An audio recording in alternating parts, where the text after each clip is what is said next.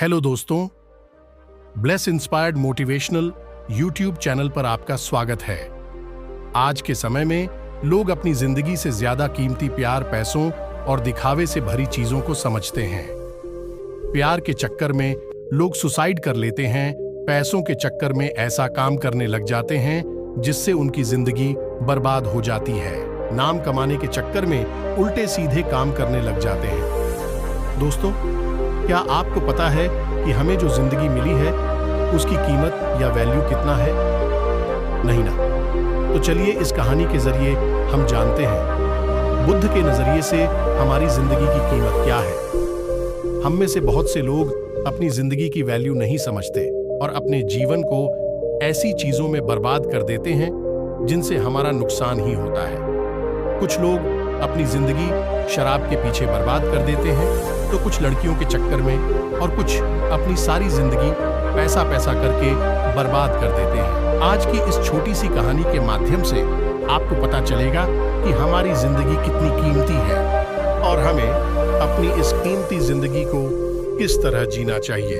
एक बार की बात है, गौतम बुद्ध अपने शिष्यों को जिंदगी से जुड़ी अच्छी बुरी चीजों का ज्ञान दे रहे थे। सभी शिष्य उनकी बातों को बहुत ध्यान से सुन रहे थे। उन सभी में एक शिष्य ऐसा था जिसे प्रश्न पूछने की बहुत आदत थी। वो उठकर गौतम बुद्ध के पास गया और उनसे बोला, आप हमें जिंदगी के बारे में जो कुछ सिखा रहे हैं उस सब का क्या फायदा? क्योंकि हम में से बहुत से बच्चों को ये भी नहीं पता कि हमारे जीवन का मूल्य क्या है और ये जीवन हमारे लिए कितना कीमती है। पहले आप हमें ये बताइए कि इस जीवन का मूल्य क्या है। शिष्य की बात सुनकर गौतम बुद्ध अपने कक्ष में गए और एक चमकता हुआ पत्थर का टुकड़ा लेकर आए। वो टुकड़ा उन्होंने अपने शिष्य को दिया और बोले, मैं तुम्हें इस जीवन का मूल्य तब बताऊंगा जब तुम इस पत्थर का सही मूल्य पता लगाकर आओगे। साथ ही ये ध्यान रहे कि तुम्हें ये पत्थर का टुकड़ा किसी को बेचना नहीं है। गौतम बुद्ध की बात मानकर वो शिष्य बाजार की तरफ चला। बाजार में सबसे पहले उसकी नजर एक फल बेचने वाले पर पड़ी और उसने वो पत्थर उस फल वाले को दिखाया और बोला, इस पत्थर के बदले आप मुझे कितने फल दे सकते हो? फल वाला बोला, ये पत्थर कुछ खास तो नहीं है, लेकिन फिर भी इसके बदले में तुम्हें 10 केले दे सकता हूं। वो शिष्य उस पत्थर को लेकर आगे चला गया। फिर उसे एक सब्जी वाला मिला। शिष्य ने उस सब्जी वाले से उस पत्थर की कीमत पूछी।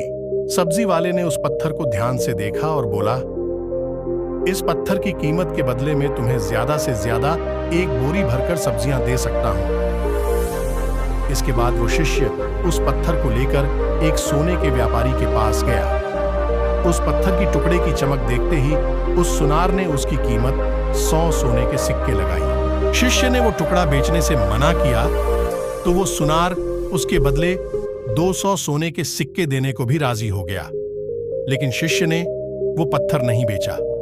इसके बाद वो शिष्य एक हीरों के व्यापारी के पास गया और उनके सामने उसने वो पत्थर के टुकड़े को रख दिया। उस पत्थर को देखते ही हीरों के व्यापारी ने एक साफ कपड़ा बिछाया, उस पत्थर को उसके ऊपर रखा, फिर उसकी परिक्रमा की और हाथ जोड़कर उस पत्थर को कपड़े में लपेटते हुए वो बोला, तुम जिसे मामूली पत्थर समझकर उसकी कीमत पूछ रहे हो, असल में ये एक बेशकीमती रूबी है। ऐसा रूबी हर किसी को नहीं मिलता। मैं अगर अपना सब कुछ बेच भी दूं तो भी इसकी कीमत नहीं चुका सकता। उस व्यापारी की बातें सुनकर वो शिष्य हैरान हो गया। वह उस पत्थर को हाथ में लेकर दौड़ते हुए सीधा बुद्ध के पास आया और उन्हें उसने जो कुछ भी बाजार में हुआ सब बताया।